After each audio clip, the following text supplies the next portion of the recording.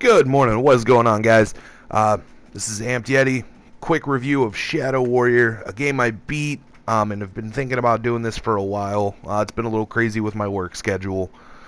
Wanted to talk about it. It was a good game, and to me, I had a lot of fun playing it.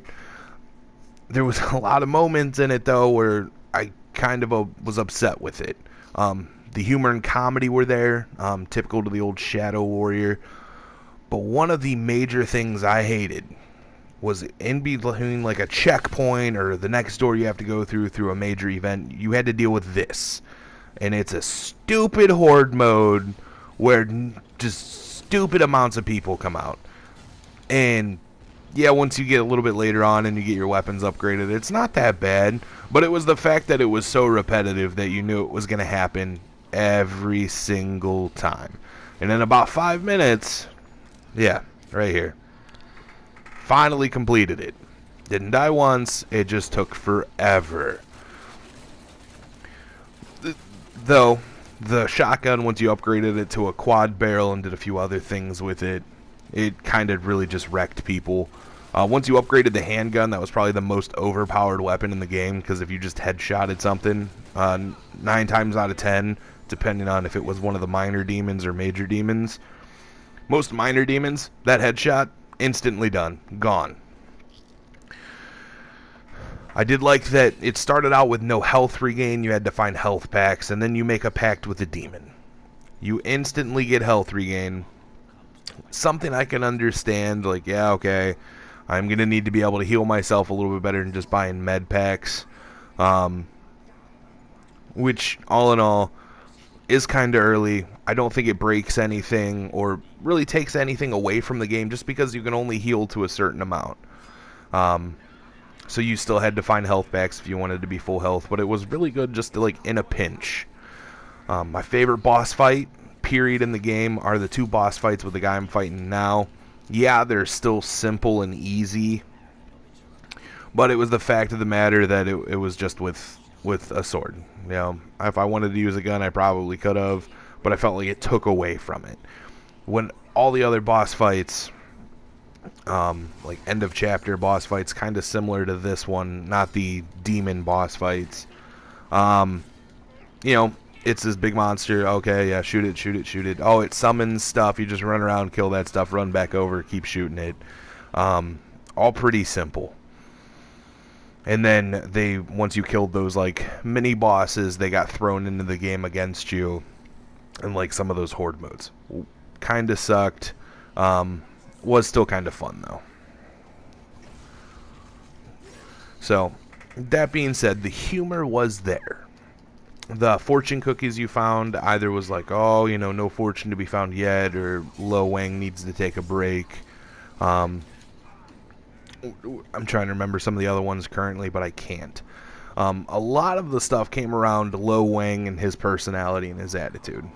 One of the scenes, he goes to his underground base to get his crossbow, and the demon's making fun of him. He's like, oh, were you preparing for this? He's like, no. He's like, I was preparing for a zombie apocalypse. And then he starts shaving his head, and the demon's like making fun of him. He's like, oh, you've never seen those samurai movies?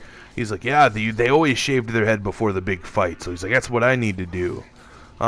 Which is kind of cool. I do understand that there might be a cultural point to that I don't understand. But I was happy they kept some things in it. It's kind of an homage to the original PC game. Are there some things I think they could have done better, but they brought in? Yeah, like the Akimbo submachine guns from the PC game.